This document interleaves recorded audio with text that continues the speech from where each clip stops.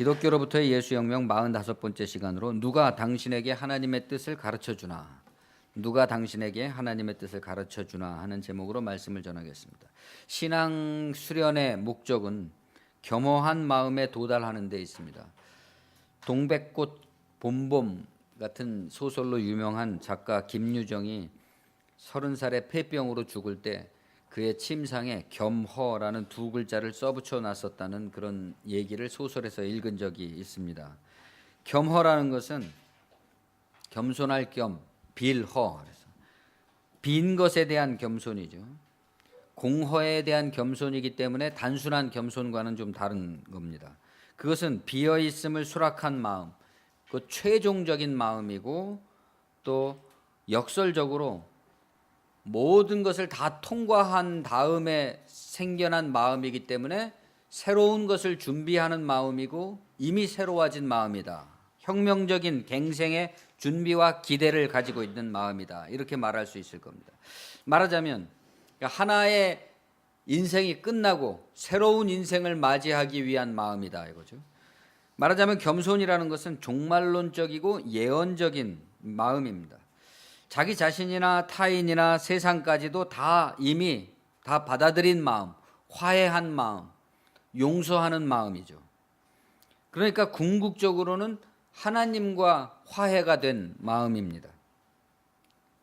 지금까지 자기 인생을 다 만들어 오시고 그것이 불만족이든 괴로운 고통이든 내 인생을 다 만들어 왔던 하나님과 이제 그만 싸우겠다 하고 화해한 마음이죠. 그렇지만 화해라는 것은 싸워본 사람들끼리만 논할 수가 있는 거죠. 안 싸워본 사람은 논할 수가 없습니다.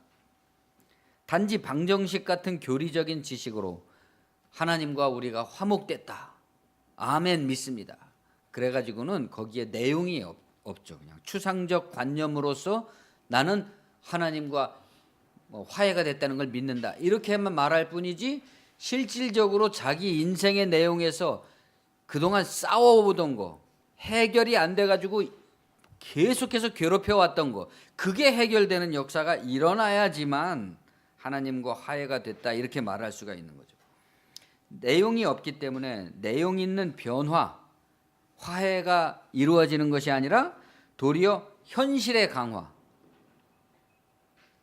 하나님과 새롭게 화해가 이루어져 갖고 새로운 인생이 이제부터 시작되는 게 아니라 그런 변화가 없는 사람이 그냥 하나님과 화해가 됐다 그러면 기존에 살던 것을 더 강화시켜서 하나님이 자기를 계속해서 도와준다거나 아니면 자신의 갈등하는 문제를 계속해서 안고 있게 되는, 그렇게 된다는 거죠.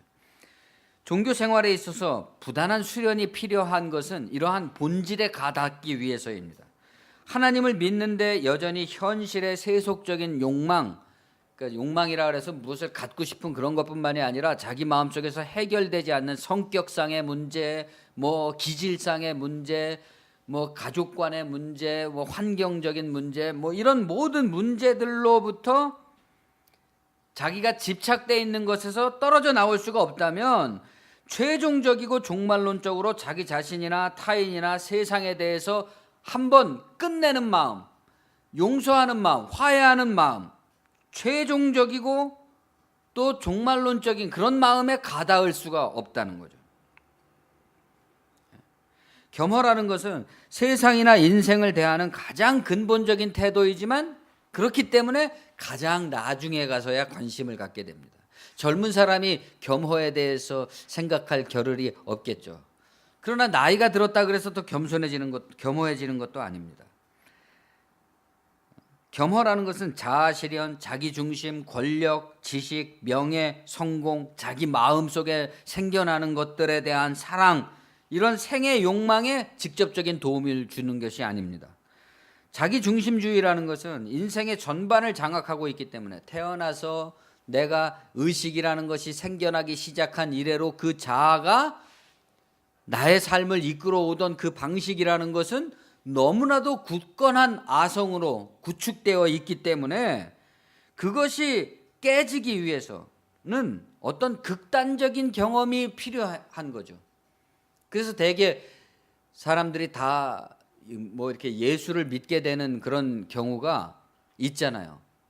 뭐 사업에 실패를 했다거나 실연을 당했다거나 아니면 뭐 가족을 잃었다거나 아니면 자기 자신이 건강에 치명적인 어떤 위기를 경험했다거나 그런 어떤 극단적인 경험을 통해서 한 생애가 끝나는 경험을 하게 된다 이겁니다. 이렇게 자기 자신이 깨지는 어떤 극단적인 경험을 통해서 이 겸허는 새로운 인생의 목적으로 등극하게 됩니다. 깨져야 하는 것이라면 깨지는 경험이 있어야 되는 것이고 누군가 그것을 깨트려주는 사람도 필요한 거죠. 깨지도록. 대부분의 사람들은 인격에 고립된 상태가 강화 유리보다도 더 튼튼하기 때문에 도무지 들을 줄을 모르는 사람이 됩니다. 변화될 줄 모르는 사람이죠. 그래서 변화될 줄 모르는 상태로 도적같이 그런 일을 겪게 된단 말이에요. 극단적인 어떤 상황에 직면하게 된다 이겁니다. 어떤 사람들은 자기라는 욕망이 얼마나 극단적인지 관계에 있어서 파괴적이고 폭력적이고 일방적이기 때문에 주변 사람들을 괴롭힙니다. 주변 사람들 저렇게까지 안 해도 되고 조금만 생각을 달리하면 자기도 좋고 나도 좋고 우리 모두가 다 좋고 평화롭고 아무 일도 일어나지 않았는데 누가 우리를 괴롭히는 것도 아니고 누가 우리를 때린 것도 아니고 실질적으로는 아무 일도 벌어지지 않았는데 단지 성격의 문제나 성향의 문제나 이런 것으로 말미암아서 수많은 쓸데없는 삶의 낭비들을 만들어내고 있는 이 절망. 그러나 아무리 그것을 설명을 해주고 그렇지 않은 삶이 가능할 수도 있다고 얘기를 하고 또 빌고 애원을 하고 그래도 끝까지 그걸 거부하는 사람들이 있죠. 그러나 이런 불행이 그런 극단적인 인격 파탄자들한테만 나타난다고 생각하시면 안 됩니다. 현대 사회는 말 그대로 이런 사람들로 가득 차 있죠. 평소에는 그냥 겉보기에는 멀쩡하다고 할지라도 어떤 생애 밑바닥이 드러날 수 있는 일들에 직면하면 곧바로 그냥 추락해버리는 일들이 얼마나 많습니까? 병든 현대인들의 슬픈 자아상입니다. 너무나 얄팍한 거죠. 그 두께가. 가장 높은 곳에서 가장 밑바닥으로 떨어지는 시간이 너무 짧아요. 실족해 하는 것이 없을 수는 없지만 실족해 하는 사람에게는 재앙이다. 그랬습니다. 이 세상에는 사람을 넘어뜨리는 일이 너무나 많지만 다 넘어지는 건 아니죠. 넘어지는 사람한테만 재앙이다. 그런데 문제는 누가 그러면 나를 넘어지게 하는 사람이고 누가 나를 일으켜 세워주는 사람인지를 구별할 수가 없습니다. 세상은 오히려 자기를 넘어뜨리는 사람들을 더 좋아하는 경향들이 있죠. 그 사람이 자기를 넘어뜨리는 사람이라는 걸 확실하게 깨달을 때까지, 세상이 나를 도와주는 게 아니라 넘어뜨린다는 것을 확실하게 알게 될 때까지 그거에 집착을 합니다. 그리고 오히려 그 사람을 세워주려고 하는 말이나 가르침이나 이런 것들에는 귀를 안 기울입니다. 그래서 주님은 자기 때문에, 예수님 자신 때문에라도 실족하지 않는 사람은 복이 있다, 그렇게 말씀을 하셔야만 됐던 겁니다. 러시아 여성들의 다리, 몸매가 아름답다는 얘기를 많이 들어보셨을 겁니다. 세계에서 제일 육체적으로 완벽한 아름다움을 가졌죠. 10대 후반에서 20대 초반까지 아가씨들의 모습은 정말 아름답습니다. 도스토옙스키는 오 자작나무 같은 러시아의 다리여, 이렇게 감탄을 합니다. 그러나 여자들이 20대 초반이 지나면서부터는 대부분 해마다 자작나무 한 둥치만큼씩은 몸이 불어나기 시작해서 40 정도에 이르면 벌써 우람한 아름드리 체형을 갖게 되죠. 남자들은 술을 너무 많이 마셔가지고 점점 쪼그라들고, 여자들은 점점 불어나서 나중에는 할머니와 할아버지가 산책하는 모습을 보면 고목나무에 매미가 붙어가지고 다니는 것 같은 그런 모습을 보게 됩니다. 그래서 도스토옙스키는 이 짧은 아름다움을 참혹한 아름다움이다, 이렇게 불렀습니다. 청춘 시절이 지나고 나면 아무런 변화도 기대할 것이 없는 사람들이 있습니다. 주로 남자들은 장가를 가서 한 4, 5년 정도 지나면 그때부터 몸이 불어나기 시작하면서 그런 증상들이 나타나는 것 같습니다. 물론 변화가 없는 게 아니라 아주 빠르게 변화되고 있는 중이죠. 그렇게 몇 년이 지나면 옛날의 모습은 거의 찾아볼 수 없는 사람이 되죠. 그토록 명민하고 발랄하고 총기가 넘치고 유연하고 자유롭던 그 사람에게서 옛날의 개성과 재능의 빛이 사라지고 그 대신에 꽉 막힌 일상성의 모습만을 발견하게 되는 것, 그건 역시 그 옛날을 참혹한 아름다움이다, 이렇게 불러야만 될 것입니다. 피터팬 같은 인격의 미성숙도 문제인 것이지만 성숙의 대가로 어린 시절의 꿈을 송두리째 다 빼앗겨 버리는 거, 상실해 버리는 거, 그래서 이제는 더 이상의 어떤 변화될 가능성과 자유의 가능성을 상실하게 되는 것이야말로 가장 큰 문제일 겁니다. 제가 청년들에게나 저희 딸들에게 배우자를 고를 때, 여기 아직 결혼하지 않은 분들도 있으니까 배우자감을 고를 때 눈여겨 살펴봐야 된다고 권하는 첫 번째 덕목이 있습니다. 결혼 생활을 위한 배우자의 첫 번째 덕목은 무엇인가? 그것은 돈도 아니고 외모도 아니고 예능 감각도 지적 능력도 아니고 학습 능력이다, 이렇게 말하고 싶습니다. 남자나 여자나 다른 건 몰라도 함께 도모해 가는 사람살이에 있어서 가장 필요한 것은 변화되는 능력입니다. 변화하고자 하는 마음, 언제든지 기꺼이 더 좋은 것이 있다면 자기를 버리고 변화하고자 하는 마음을 가진 사람이냐?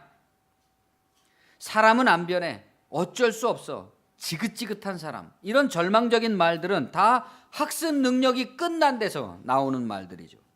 그러나 끝없이 배우고 발전하려는 사람, 기꺼이 더 나은 것으로 변화되고자 하는 사람, 더 좋은 것, 진실한 것, 아름다운 것, 덕성에 대한 배움에 있어서 겸손한 사람, 그런 사람은 표면적 현실의 삶의 조건이 아니라 이면적 인생 속에 깃들어 있는 진실함, 선함, 아름다움, 그 가치에 대한 기본적인 신뢰가 있는 사람입니다. 그런 기본적인 신뢰, 그딴 게 어딨어, 뭐 이런 식의 태도가 아니라 정말 그런 게 있다라고 믿는 사람이죠. 이 기본 신뢰가 갖추어진 사람은 그때부터는 자기하고 싸우는 거죠. 그러한 기본 신뢰에 도달하지 못하는 자기 삶과의 싸움을 하게 되니까 자연스럽게 이 사람은 변화가 될 수밖에 없죠. 그 사람은 봄, 여름, 가을, 겨울 인생을 살아가는 방법, 살더라도 더욱 의미롭고 보람되고 풍성하게 사는 방법을 계속해서 터득해 나갑니다. 그런 사람은 자기 자신을 뛰어넘는 교류에 대해서 항상 열려있는 태도를 가지고 있습니다. 자기보다 더 나은 사람들, 더 훌륭한 사람들, 이런 사람들과 만나는 것을 기뻐하고 배우는 것을 즐거워하죠. 겸손함이 있습니다. 그 겸손함을 통해서 자기 인격의 고립과 자기 중심주의가 무너지고 인생의 목적과 초점이 자아의 완성과 자아의 해방을 향해서 가게 되고, 그렇게 바뀌면서 변화되어 가다 보니까 어느덧 한 차원 더 높은 단계로 그의 초점이 완전히 다른 목적, 다른 지향을 갖게 되는 거죠. 태어나서부터 지금까지 가져왔던 게 아니라 내가 달라졌네, 나의 인생의 목적이 달라졌네, 나의 초점이 달라졌네, 나는 뭔가 잘못 살아왔어가 아니라 내가 여기에 도달하려고 살아왔구나 라고 고백하게 되는 겁니다. 모든 사람, 만남, 관계, 사물이 다 나에게 이러한 것을 가르쳐주는 스승이지만 이 만남과 경험의 본질을 일깨워주고 그 가치를 집약시켜주는 그런 스승을 만나는 것도 중요합니다. 그런 사람은 사람을 도약시키게 해주는 사람이죠. 스위스의 의사이자 심리학자인 폴 트루니에가 말한 중요한 타인이라는 개념이 그런 사람입니다. 이 사람의 인생 역정은 참 들어볼 만한 내용이 있습니다. 제네바 사람인 폴 트루니에는 출생 3개월 후에 목사였던 부친이 죽고 6세 때는 어머니가 죽어서 한 점 혈육인 누나는 다른 집에, 그리고 자기는 외삼촌 집에 맡겨져서 양육되게 됩니다.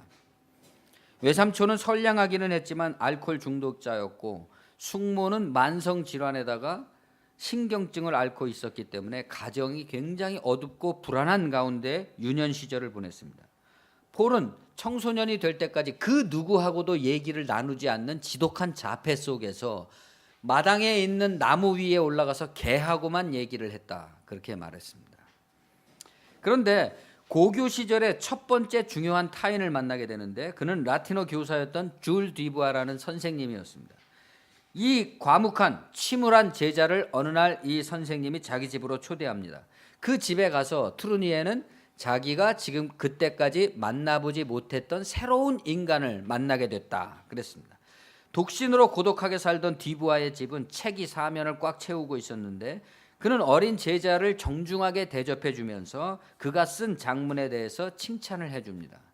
이 라틴어 선생과의 정기적인 만남을 통해서 폴 트루니에는 점차 두각을 나타내는 그 모범적인 그 학생으로 변모를 하게 되는 거죠. 그런데 이제 거기서 어떤 역동이 일어나게 됩니다. 어린 시절의 비극과 불행에 우울하고 어두운 자폐가 이번에는 정반대의 모습으로 표출되게 된 거죠. 폴은 20대 초반에 제2차 세계대전 후에 전 유럽의 기독교 학생연합기구의 그 스위스 대표로 뽑혀서 국제기구에서 활동을 하게 됩니다. 20대 초반에. 교회에서도 열렬한 개혁주의자 그룹에 속해서 목사를 괴롭히는 목사에게 아주 골칫거리인 사람이 됐습니다. 그러니까 가는 곳마다 논쟁적이고 주머니 속에 송곳처럼 자기가 튀어나오지 않으면 안 되는 그런 사람이 된 거죠.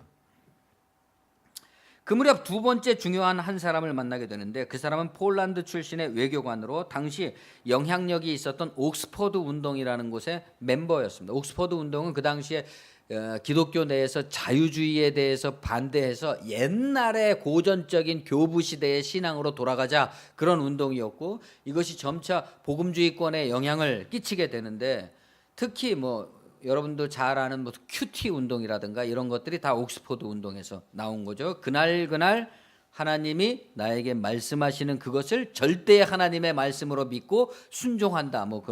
그런 태도들이죠. 그런 폴란드 출신의 이 외교관을 만나게 됐는데 어떻게 만나게 됐냐면 어느 국제회의장에서 트루니에는 누구에게 부모 없이 자라난 어린 시절의 상처를 헤집는 비평을 듣게 되는데 그 후에 이 사람이 자기를 자기 숙소에 초대하게 됩니다. 그리고는 조심스럽게 폴의 부모님에 대해서 물어봤습니다. 그러니까 지금까지 이 사람에게 그런 걸 물어봐 준 사람이 아무도 없었겠죠. 어린 시절의 상처를 다시금 끄집어내는 그런 질문을 누군가 심도 있는 질문을 던진 겁니다. 폴은 그 사람 앞에서 말문이 막혀서 당황했다가 자기가 부모님을 잃고 얼마나 외롭고 슬픈 어린 시절을 보냈는지를 고백하면서 그 사람 앞에서 오랫동안 흐느껴 울었다 그랬습니다. 그 사람이 어떤 인물이었는지 그 후에 그들이 어떻게 관계를 맺었는지는 잘 모르겠지만 그 후에 이 사람에게 있어서 굉장히 중요한 변화가 일어나게 되는 거죠. 이런 이야기는 자기 자신의 진실에 직면하게 해주는 어떤 순간적인 심혼의 변화가 한 사람의 인생의 중심을 뒤흔들고 그 사람의 인생 행로를 바꿀 수 있다는 것을 보여줍니다. 트루니에는 그 후에 의사의 길을 걸으면서 정치가가 될까 목사가 될까 이런 고민을 하다가 의사의 길을 걷기로 결심을 하게 되면서 질병에 담긴 의미를 추적하는 인격의학을 제창하게 됩니다. 그래서 내과 의사이면서 자기 자신 스스로를 아마추어 심리학자라고 불렀던 트루니에는 정해진 환자만 받고 또 그 환자와 함께 일상생활과 여가 시간을 같이 보내면서 누군가 배가 아프다면 단순히 배 아픈 것만 치료하는 게 아니라 그 사람의 일상생활, 그 사람의 가족관계, 그 사람의 내면적인 마음의 상태 이런 것들을 통해서 종합적으로 사람을 치료하는 인격의학에 매달리게 되는 거죠. 첫 번째 책을 출판하려고 할 때 트루니에는 사람들이 자기의 주장을 어떻게 받아들여 줄지 무척 자신이 없었다 그럽니다. 그는 자신의 첫 번째 멘토였던 줄 디부아 선생을 찾아가서 자기가 이제부터 쓰려고 하는 책에 대해서 선생님에게 조언을 구합니다. 선생님, 제가 이런 인격의학에 관한 책을 그리고 자서전적인 그런 책을 쓰려고 하는데 출판하려고 하는데 도무지 자신이 없습니다. 그래서 자기의 그 책의 내용에 대해서 실컷 얘기를 해 주었는데 선생님이 출판에 대한 조언을 기다리는 제자에게 이렇게 말합니다. 폴, 우리 함께 기도하세. 투르니에는 깜짝 놀라서 무신론자인 선생님이 기도를 하자 그러니까 깜짝 놀라서 선생님은 기독교인이십니까? 이렇게 물어봅니다. 그렇다네. 언제부터입니까? 지금부터일세. 그러니까 제자가 쓴 그러한 책의 내용을 듣고 나서 선생님의 마음속에 뭔가 변화가 일어난 거죠. 그렇게 해서 출판된 첫 번째 책이 모험으로 사는 인생이라는 유명한 책입니다. 그러나 변화가 일어난 것은 투르니에뿐이 아니었던 거죠. 뒤부아가 투르니에에게 고정된 틀, 그 사람의 자아라는 고정된 틀을 깨트려준 선생이라면 투르니에 역시 뒤부아에게 그런 선물을 했던 셈이죠. 일생을 무신론자로 살아왔던 사람에게 기독교인이 되고자 하는 마음의 변화를 일으켰습니다. 폴 투르니에의 세 번째 중요한 타인은 그의 아내였습니다. 롤랑 조페 감독의 영화 미션에 보면 이런 나레이션이 나옵니다. 이렇게 해서 그들이라는 건 과라니족을 말하는 거죠. 그들은 한 사람을 알게 되었다. 이 한 사람이라는 것은 중의적인 표현이죠. 그 사람은 폭포 위로 이렇게 기어 올라가서 그 오보에를 불던, 가브리엘의 오보에를 불던 그 가브리엘 신부를 가리키는 거죠. 그 한 사람을 과라니족은 그렇게 해서 만나게 됐다. 그러나 중의적인 표현으로 그 가브리엘이라는 한 사람을 통해서 한 사람 예수 그리스도를 만났다는 말이기도 합니다. 가브리엘 신부라는 한 중요한 타인은 참 사람이신 예수 그리스도의 비유인 거죠. 그런 참 사람의 비유인 거예요. 보이는 이 사람은 참 사람의 비유인 겁니다. 그러나 그때 그 참 사람이라는 것도 예수 그리스도도 구체적인 한 사람인 거죠. 우리는 한 사람을 통해서 참 사람을 만나게 되지만 그 참 사람 역시 한 사람을 통하지 않으면 안 되는 거죠. 인격의 치유를 통한 인생의 치유는 그 사람을 더 높고 즐겁고 의미 있는 사귐과 교제의 모임 속으로 들어가게 합니다. 세상을 거부하거나 도피하는 것이 아니라 부인함으로써, 부인이라는 것은 그 세상 속에 내가 여전히 존재하면서 머물러 있으면서 그것의 고정성으로부터 벗어났다는 것을 말하는 겁니다. 제가 설교에서 자주 부정과 부인이라는 말을 섞어서 쓰는데 일반적으로 부정이라는 것은 눈앞에 보이는 현실을 없는 것으로 생각한다는 것이고 부인은 눈앞에 보이는 모든 것들을 있는 그대로 자각하면서 끌어안고 나간다는 말이죠.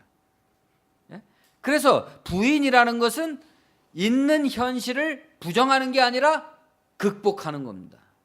이기는 거죠. 부인이라는 것은 내재적이면서 초월적인 태도다 이렇게 말할 수 있죠. 아, 그 모든 것들이 내 속에 있구나라는 것을 자각하면서 거기서 벗어나 있는 거죠. 자각했기 때문에 단순히 성문화된 율법으로 선악을 판단해서 뭐뭐 해야 한다, 기독교인은 이렇게 살아야 한다, 이래야 된다, 저래야 된다, 어떻게 되어야 한다라고 하는 게 아니라 있는 그대로를 자각함으로써 그것을 들고 구원을 향해서 나가는 거죠.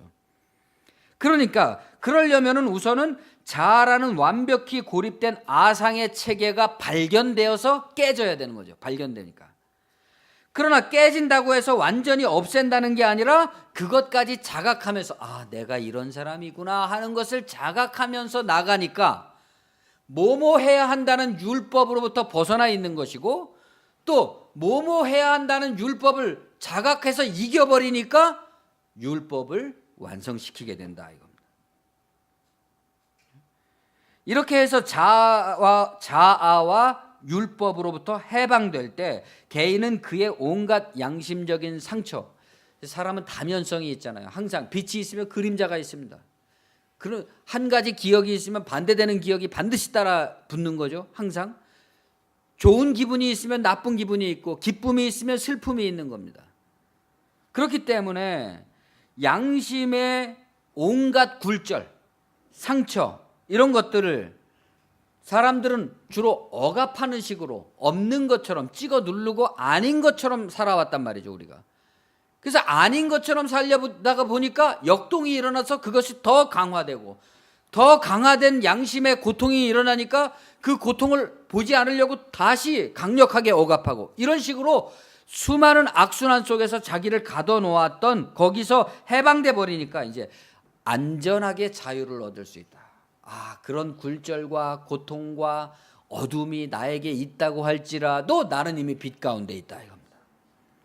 이렇게 새롭게 열린 관점과 차원을 일깨워주는 스승을 진정한 정신의 스승이다 이렇게 부를 수가 있는데, 그는 살아있는 동료일 수도 있고 이미 옛날에 돌아가신 고인일 수도 있는 거죠.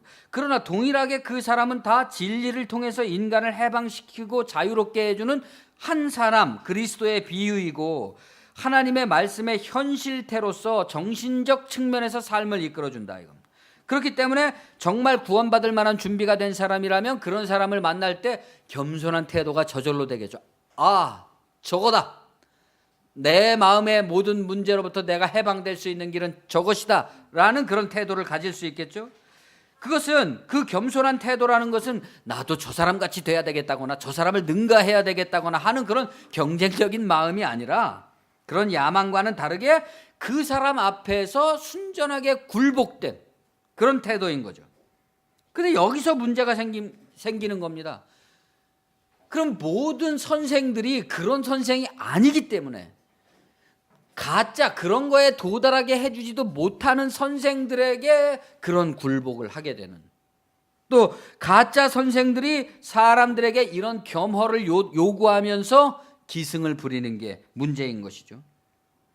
영적 스승이니 영적 부친이니 모친이니 그러면서 사람들을 자기 손아귀에 넣고 종교의 본질과 상관없는 가짜 하나님 노릇으로 그 사람의 인생의 고유성과 기회를 빼앗아 버리고 본질에 가 닿지 못하게 하고 가 닿고 싶어 하는 사람도 끌어잡아 당겨서 아까 말했던 뭐뭐 해야 한다, 어떻게 해야 한다 라는 율법의 체계 속으로 다시 끌고 들어가 버리는 거죠.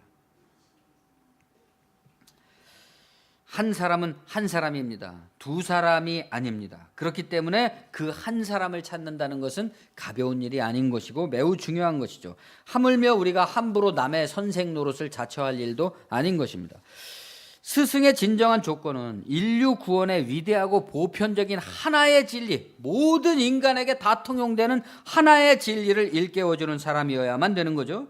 기독교인이 된다는 것은 과거와의 단절, 죽음, 세례를 말하는 거잖아요. 과거의 단절을 말하는 것이고 동시에 새로운 방식의 교류를 통해서 주변 세계와 창조적으로 교류해 나가게 되는 거죠. 그렇기 때문에 옛날에는 기독교뿐만이 아니라, 우리가 기독교인이 아니었을 때는 기독교뿐만이 아니라 이슬람이나 불교나 모든 종교가 다 나에게는 의미가 없는 것들이었죠.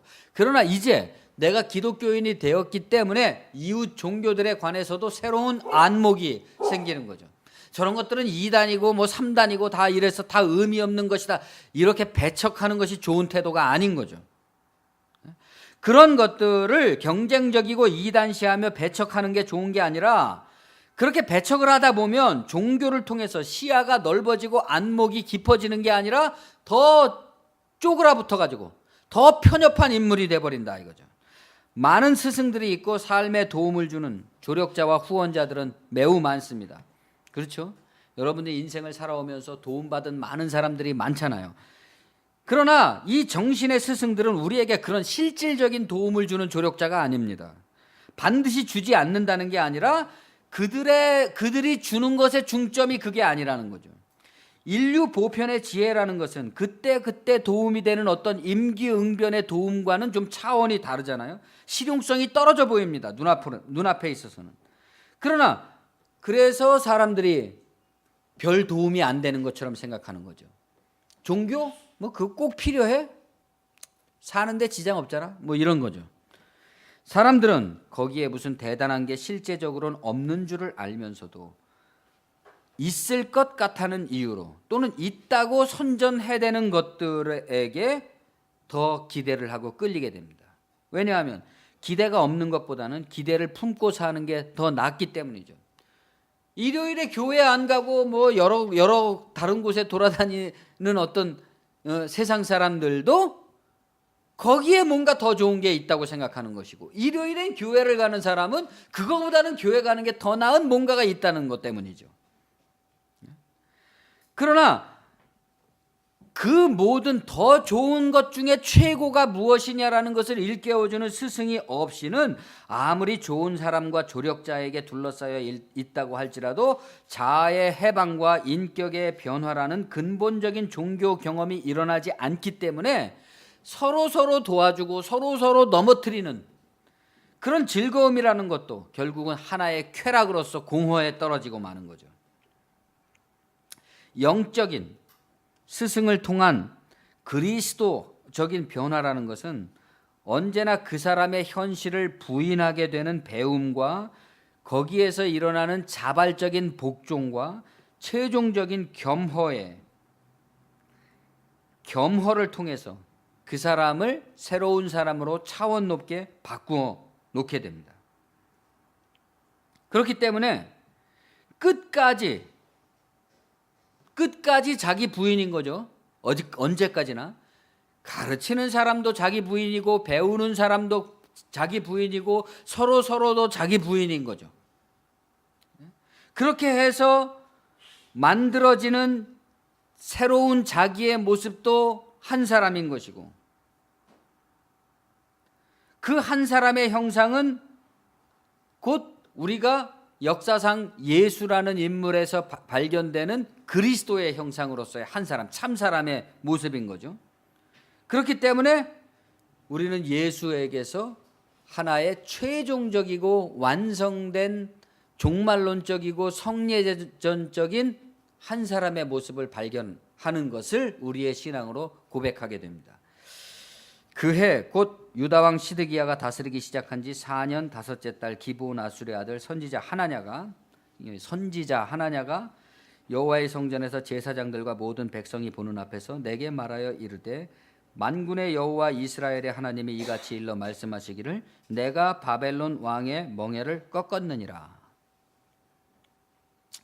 뻥이라는 것을 대본에 알 수가 있죠. 우리는 그 후의 역사가 어떻게 진전됐는지를 알고 있으니까. 그는 권력과 백성이 듣기에 좋아하는 말들을 하고 있는 사람이죠. 세상성에 도취된 사람입니다.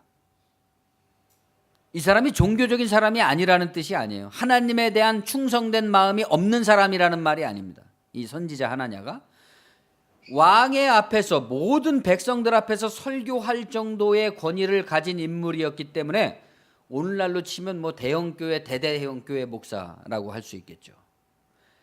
그런 사람이기 때문에 그 사람이 종교적인 사람이 아니라고 할 수는 없죠. 그러나 세상 정신에 취해 있는 사람일 뿐이다 이겁니다. 내가 바벨론 왕 느부갓네살이 이곳에서 빼앗아 바벨론으로 옮겨간 여호와의 성전의 모든 기구를 2년 안에 다시 이곳으로 되돌려 오리라. 내가 또 유다 왕 여호야김의 아들 여고니아와 바벨론으로 간 유다 모든 포로들을 다시 이곳으로 돌아오게 하리니 이는 내가 바벨론 왕의 멍에를 꺾을 것임이라. 여호와의 말씀이니라. 얼마나 멋집니까? 대한민국이 하나님께서 축복해 주셔서 대한민국이 세계 최고의 나라가 되고 남북 통일이 되고 세계의 모든 사람이 대한민국 사람을 세상에서 가장 훌륭한 민족이라고 칭송하는 날이 올 것입니다. 아멘 할렐루야. 얼마나 멋있습니까? 그러나 유다는 시드기야 왕 제위 11년에 바벨론에게 멸망을 당하고, 시드기야는 두 아들이 자기 눈앞에서 참살당하는 모습을 보고 두 눈알이 뽑혀서 바벨론 쇠사슬에 끌려서, 놋사슬에 묶여서 바벨론으로 끌려가서 감옥에서 죽게 되고, 유대인들은 바벨론의 포로로 끌려가서 70년 동안 포로 생활을 하고, 그때로부터 오늘날 우리가 알고 있는 유대인 디아스포라라는 역사가 시작되는 겁니다. 그런데 7년 후면은 이런 어마어마한 자기 민족이 그냥 완전히 산산이 깨지는 이런 역사가 벌어질 텐데 7년 전에 이런 설교를 하고 있는 거예요. 이 사람이 지금 하나님에 대한 강력한 믿음으로.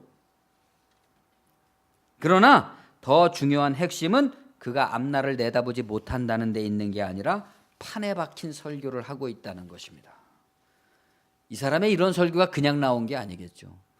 이 사람은 태어나서 지금까지 하나님은 이렇게 믿는 것이고, 하나님을 믿는 것은 이런 것이고, 믿음의 결과는 이런 것이고, 설교는 이렇게 해야 되는 것이라는 고정관념에 사로잡혀 있는 사람으로서 자기를 벗어나지 못하는 사람이다. 선지자 예레미야가 여호와의 성전에 서 있는 제사장들과 모든 백성들이 보는 앞에서 선지자 하나냐에게 말하니라. 선지자 예레미야가 말하니라. 아멘. 여호와는 이같이 하옵소서. 여호와께서 내가 예언한 말대로 이루사 여호와의 성전 기구와 모든 포로를 바벨론에서 이곳으로 되돌려 오시기를 나도 원한다. 그러나 너는 내가 내 귀와 모든 백성의 귀에 이르는 말을 이 말을 잘 들으라. 나와 여기서부터 매우 중요한 말입니다. 나와 너 이전의 선지자들이 예로부터 많은 땅들과 큰 나라들에 대해서 전쟁과 재앙과 전염병을 예언했다.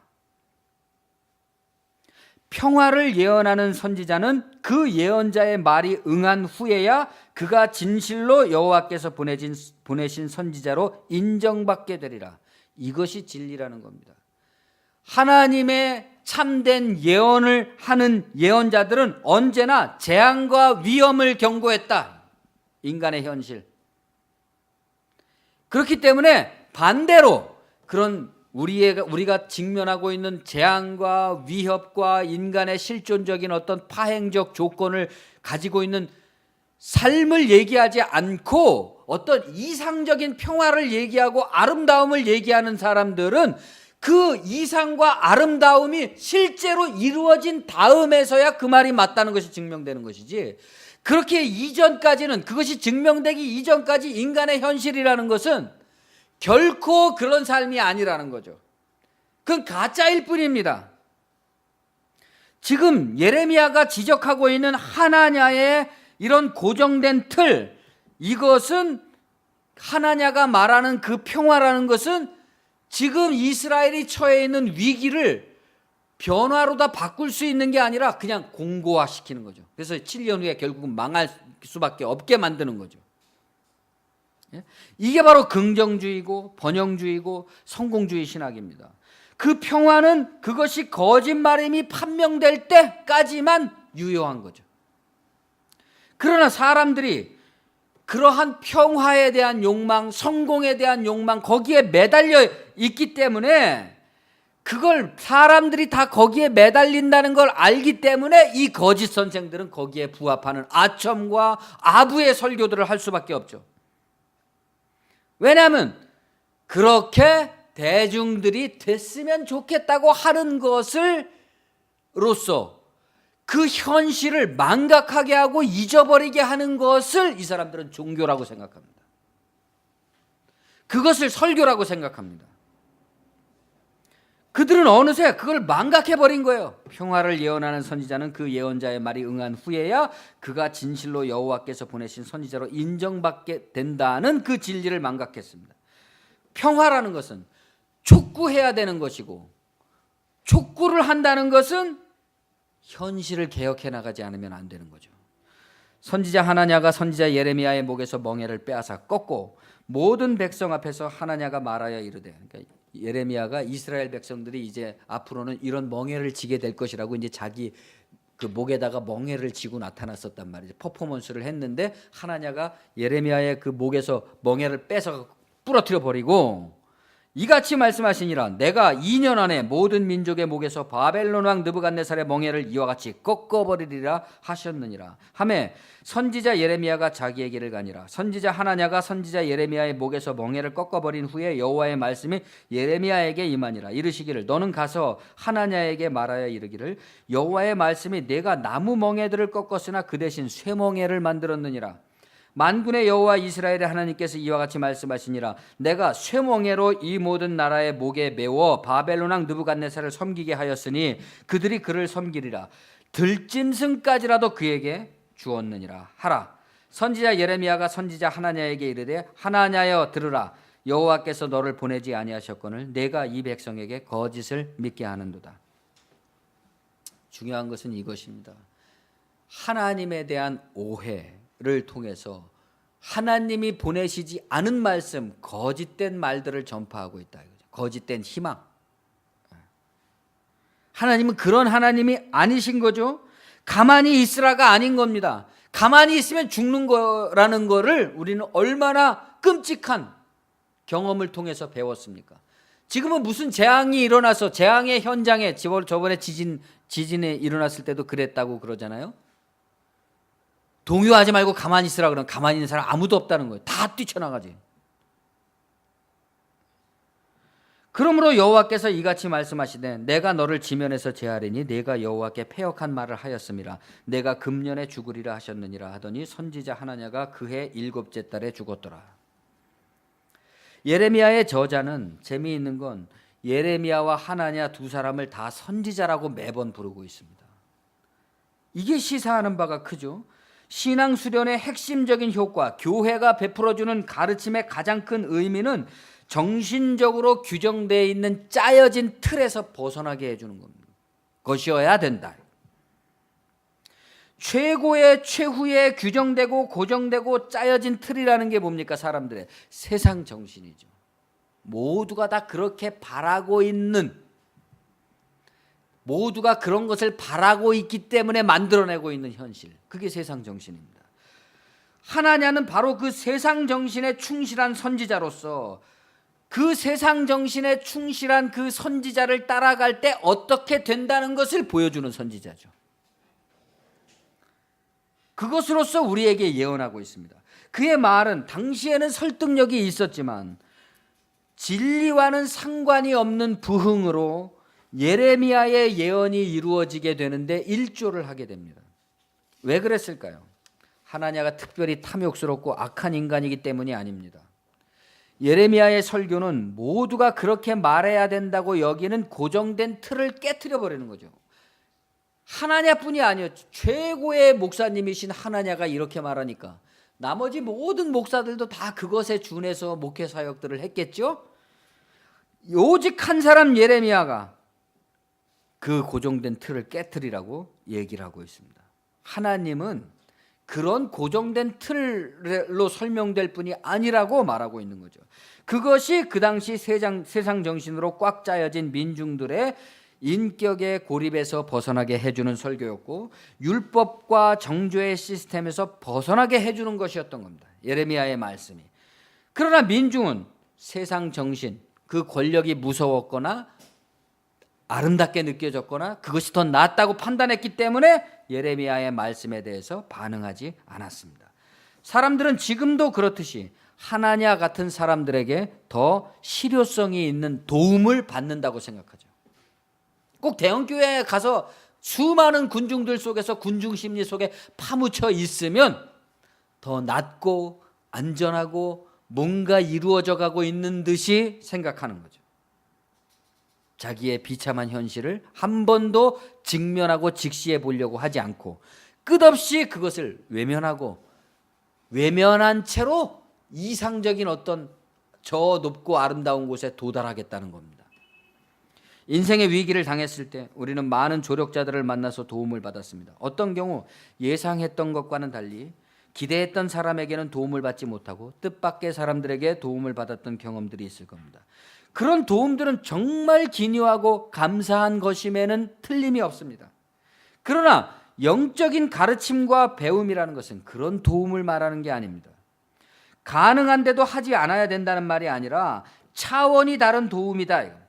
신앙의 배움에 있어서 가장 중요한 도움이라는 것은 학습의 연속성이죠. 어떤 상황에 놓여 있을지라도 거기서 그것을 뚫고 나가게 만드는 계속적인 배움. 연속성이라는 것은 반드시 그 사람이어야만 한다는 게 아니라 누군가의 도움이 없어도, 스승이 이제 없어도, 가르침이 없어도 내 안에서 이미 가르침과 배움이 계속되게 되는 것, 그것을 혼자 해나갈 수 있게 해주는 것. 예레미야는 지금 그걸 준비시키고 있는 겁니다. 가짜 선생들이 필요 없고 이제는 어떻게 돼? 포로가 되니까 어떻게 됩니까? 각 사람이 자기가 살아야 돼요. 자기가 만나는 그 혹독한 삶의 직면에서 자기가 살아야 됩니다. 그 가짜들이 이제 더 이상 가짜라는 것이 명백하게 밝혀졌기 때문에 그것을 혼자 해나갈 수 있게 준비시켜주는 겁니다. 그러니 백성들이 그것을 좋아할 리가 없겠죠. 백성들은 하나냐 같은 노련한 말쟁이들에게 의지하고 싶어합니다. 그들이 거짓됐다는 것을 알았다 할지라도 말이죠. 마찬가지로 예레미야처럼 예수님도 배척을 당하신 거죠. 이게 예언입니다. 언제나 자기의 현실을 직면하라고 하는 가르침은 배척당한다라는 거죠. 그것을 우리가 자각할 때만 진정으로 자기를 보려는 마음, 뭔가를 새롭게 배우려는 마음이 시작되겠죠. 스승은 평생 모시고 사는 게 아닙니다. 지나간 과거 실질적 도움은 영적인 스승에게서 받은 것이 아니라 나의 이웃들에게서 받았듯이 지금도 내가 함께 살아가야 되는 사람은 영적인 스승이 아니라 나의 이웃들인 것이죠. 그렇기 때문에 진정한 도움이라는 것은 결코 사람에게서 오는 것도 아니고 사람을 통해서만 오는 것이고, 그러나 사람을 통해서 온다고 해서는 안 되고 어디로 갑니까? 사람을 향해서 갑니다. 사람을 향해서 흘러간다. 그들은 사라지고 내가 남습니다. 다 사라지고 내가 온전히 남는 것이고, 내가 온전히 남았다는 것은 내가 사라졌다는 뜻이고, 그리스도가 남았다는 것이고, 그리스도가 남았다는 것은 또한 진정한 내가 남았다는 것입니다. 한 사람 예레미야는 기꺼이 사라지려고 하는데 세상에 가득한 하나냐들은 안 사라지려고 발버둥을 치고 있죠. 하나냐들의 고정된 틀이 깨어질 날이 올까요? 과연? 누가 지금 여러분에게 하나님의 말씀을 가르치고 있는 것일까요? 여러분의 마음속에 선생이 필요 없는 한 사람이 들어오시기를 바랍니다. 기도하겠습니다. 주님, 은혜를 감사합니다.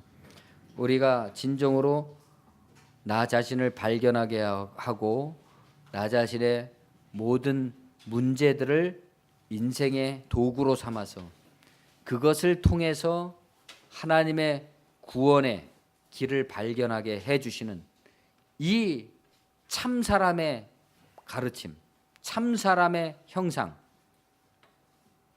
그 앞에 우리가 겸허한 마음을 갖게 도와주시고, 또한 그러한 겸허를 일깨워 줄 수 있는 그러한 중요한 타인들을 우리 삶 가운데서 만나게 도와주시고 꼭 가지게 도와주시고, 그것을 통해서 우리가 끝없는 학습의 능력으로 기꺼이 변화되어 가려는, 완성해 나가려는 진실로 긍정의 사람들이 될 수 있도록 인도해 주시옵소서.